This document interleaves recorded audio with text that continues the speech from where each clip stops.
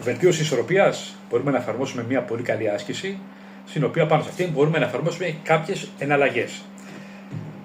Μπορούμε, έτσι όπως περπατάμε, να έχουμε τοποθετήσει κάποια εμπόδια και εμείς να κάνουμε στην αρχή σε μικρό ρυθμό, έτσι ώστε να συνηθίσει το σώμα μας να προσαρμοστεί αλλαγές κατεύθυνσης.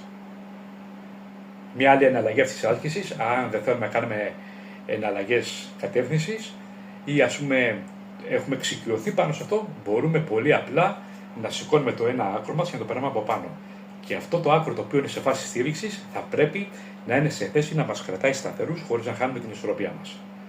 Εάν θέλουμε να κάνουμε πιο απαιτητική αυτή την άσκηση, αφού πρώτα έχουμε καταφέρει τον προηγούμενο ρυθμό, πολύ απλά μπορούμε να κάνουμε τις ίδιες ασκήσεις σε μεγαλύτερο ρυθμό.